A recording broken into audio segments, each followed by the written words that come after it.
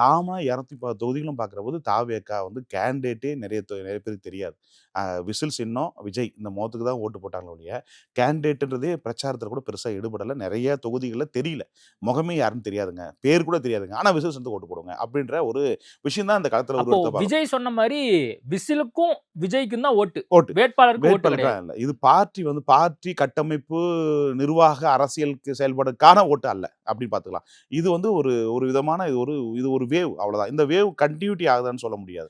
இந்த தேர்தலுக்கு இது அவ்வளவுதான். அடுத்த தேர்தல் என்பது காட்சியே வேற. இப்ப அண்ணாமலை ஒரு கால் ஆரம்பித்தால் மாற்றங்கள்னு சொல்லலாம். நிச்சயமா அப்படியே டோட்டல் என்டையர் சேஞ்சஸ் ஆகும். ஸோ இப்போ மக்கள் பொதுவா என்னன்னா மாற்றத்தை விரும்புறாங்க. ஸோ 2 கவர்மெண்ட் திராவிட கட்சி வேணா புதுசா வரணும் அப்படின்ற உணர்வு உருவாயிடுச்சு. அந்த உருவாக்குறத இவர்கள் புதியவர்கள் பயன்படுத்திக் கொள்வாங்களா?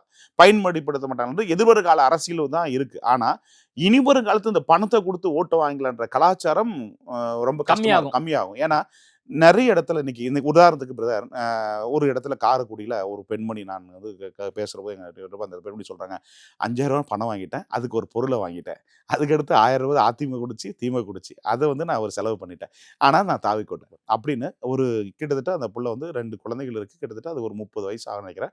அந்த புள்ள வந்து அந்த பெண்மணி வந்து என்கிட்ட சொல்றாங்க. ஸோ இந்த திமுக என்ன செஞ்சுன்னா கடைசி நேரத்தில் இப்போ இந்த ஆண்களுக்கு கொடுத்தா ஓட்டு போட மாட்டாங்க, பெண்களுக்கு கொடுத்தா ஓட்டு போட்ட ஒரு ஸ்ட்ராட்டஜி துவத்தினா குடும்ப அட்டைக்கு 5000 ரூபாய் கொடுக்கப்பட்டாங்க. ஆனா அது ஓட்டா மாறல. ஸோ அவங்க திமுக என்ன பண்ணா பெண்கள் விசுவாசமா ஓட்டு போட்டுருவாங்க அப்படின்ற ஒரு காரண ரீதியாக கொடுக்கப்பட்டாங்க. ஆனா அதுவும் இம்பாக்ட் உருவாக்கல. அதே மாதிரி வந்து பார்த்தீங்கன்னா இளைஞர்களும் ஓட்டுகளும் பார்த்தீங்கன்னா திமுக தாவேக்கு வெறும் இளைஞர் ஓட்டு மட்டும்தான் அதிகமாக அளவு, அப்படியும் ஜென்சி ஓட்டு மட்டும் தான் சொல்லி சொன்னாங்க. அதுவும் இல்லை. எல்லா வயதுக்கு உட்பட்டனும் ஓட்டு போட்டிருக்காங்க.